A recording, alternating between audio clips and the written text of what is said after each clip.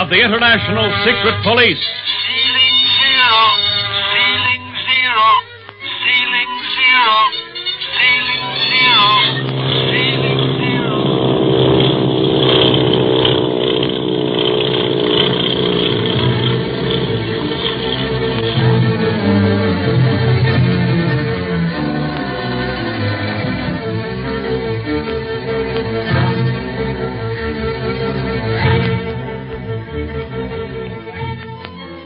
Speed Gibson, Clint Barlow, and Barney Dunlap of the International Secret Police have come to Hong Kong, China to capture the world criminal, the Octopus.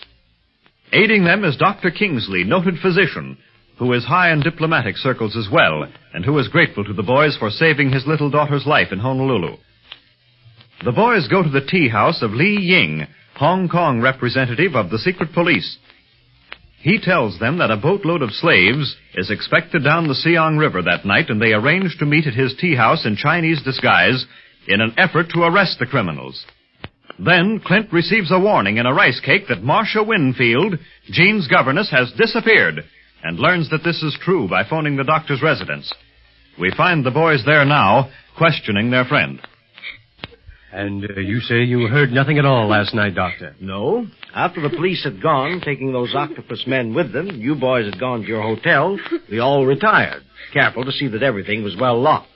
I fell into a heavy sleep. No wonder, after all the excitement we had. I pounded my ear, too. And the first inkling you had of Marcia's disappearance was this morning, then, when she failed to come down for breakfast? That's correct. I'm sorry I can't tell you more, Clint.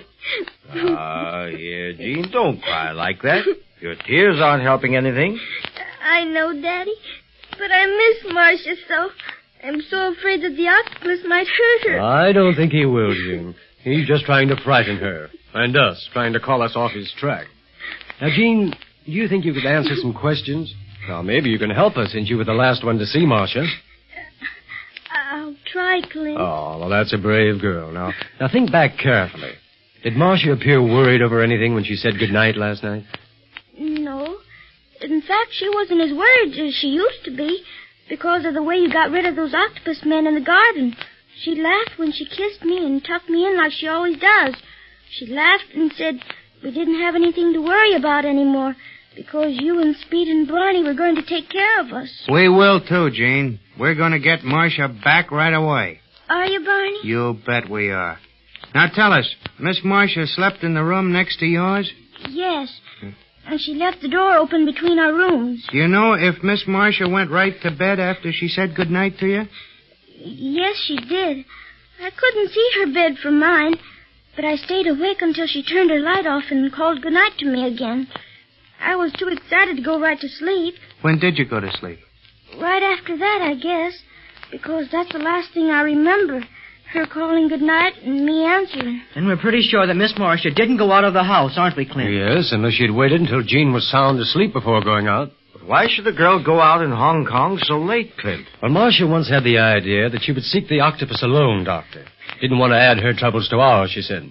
But I thought we'd changed her mind about that. We did, Clint. Anyhow, if Miss Marcia's gone out of her room because she wanted to, why did we find the mark of the octopus? Yes, you're right, Speed. Undoubtedly, the octopus is behind her disappearance. Well, shouldn't we report this to the police immediately, Clint? I held off until talking to you, but now it seems to me the proper thing would be to notify the police immediately. The longer we hold off, the less chance we have of finding trace of them. Well, the police can do no more than we've already done, Doctor. And they know even less of our common enemy. We've searched Marcia's room, the ground beneath her window, everything that might contain some clue, but with no results. She vanished without a trace. And now, I must ask you to give me the rest of the day and tonight to look for her before notifying the police. You mean you have some idea of where they may have taken her? Just a hunch, Doctor. May we have your promise of silence? Well, yes. You three are the only ones I can trust now. And you won't tell, will you, Jean? No, if you'll only find Marcia. Don't you worry. We'll find her. Maybe not right away, but I think we'll get a darn good start on her trail tonight.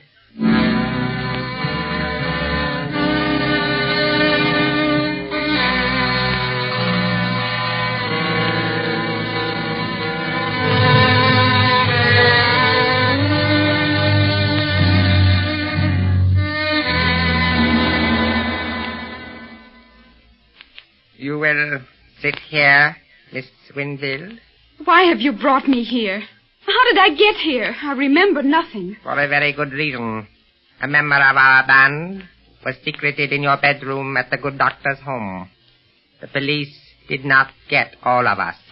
Your band? You mean the Octopus band? Yes. Our operator had a bottle of chloroform and a handkerchief. After you had fallen asleep, it was very simple to render you completely unconscious and spirit you away. The rest of the house, thinking all danger was past, was fast asleep. Are you the Octopus? I am flattered, but alas, I am not the Octopus. You will hear him shortly, however. But why has he done this to me? Haven't I suffered enough at his hands? And how can you, whom Dr. Kingsley thinks is one of his good friends, how can you belong to the band of such a criminal? I am not here to answer questions, Miss Winfield.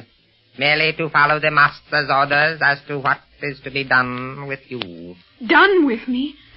What do you mean? Quiet. The master is about to speak.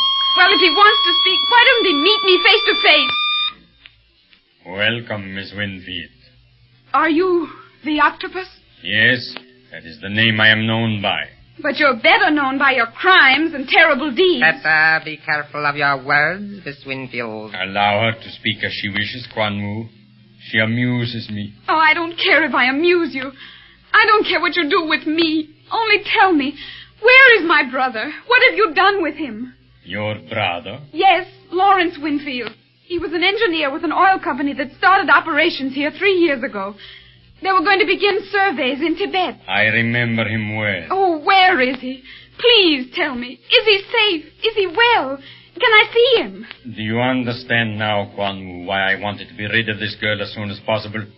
She can ask more questions in 5 minutes than any man could in an hour. I understand, Master.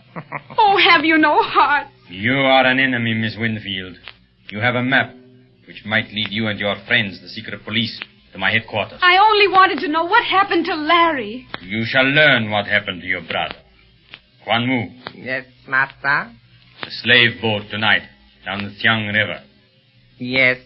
To anyone who might see it, it shall appear a flower boat with music and dancing girls to amuse the beholder. But hidden away beneath the deck, this flower boat carries many slaves. That is true, Master. The slaves are to be rendered unconscious, placed in sacks, and put aboard another boat as cargo.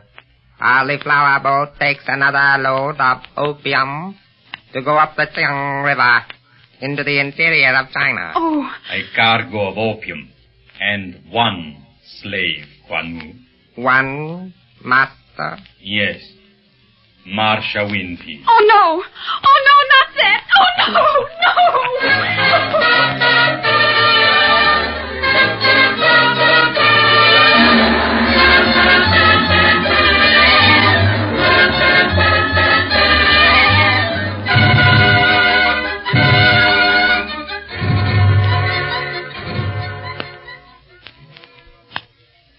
Well, I got everything here that's necessary for the Chinese makeup now. Gee, it don't look like much, Clint.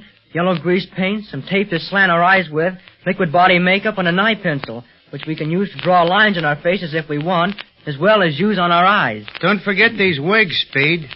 Kind of greasy looking, ain't they? Well, after all, we're supposed to be Chinese coolies, Barney. I guess them clothes that Li Ying will have for us will be dirty, too, huh? Probably. So what have you got against dirt all of a sudden? Well, nothing if it's good old American dirt. But I can't go for Chinese dirt so much. You'll go for it and like it. I only hope that Ying may have heard some whisper about Marcia by the time he reaches tea house. He hadn't up to 4 o'clock this afternoon. You think we'll hear anything at the dock tonight, Clint? Well, all we can do is hope. It's our only chance of getting to her. If we can get near enough the flower boats when it docks, maybe we can hear something about her. Get some clues to where they're going to take her. Where do you think she is now, Clint? With the Octopus, there's no doubt about it. What makes you so sure? In my experience with him, I've only been able to discover one weakness in the man, Barney. His egotism. He'll want to parade his power before Marcia, helpless as she is. If I could lay hands on that devil fish, I'd tear him apart. Our only chance to lay hands on him, Barney, is to play his own game. To be as cold and calculating as the Octopus. To match our wits against his. And to try and be 3 jumps ahead of him all the time. Don't you think we'd better get started for Ying's tea house, Clint?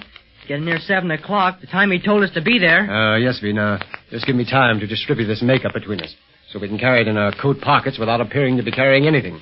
Here, now, you take the grease paint, Speed. I'll take the body makeup, and Barney, you tuck the eye tape and pencil away in your pockets. Well, what about them wigs?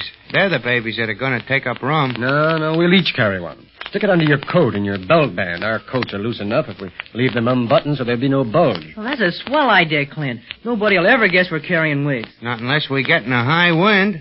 Well, ready to go? No, wait a minute. Got your gun, Barney? Sure. Well, we should let me carry one, Clint. No. Guns get people into trouble, Speed. I only carry one for emergencies. Emergencies that I'm going to keep you out of if I can. Well, everything's ready now. Let's go to Yin's.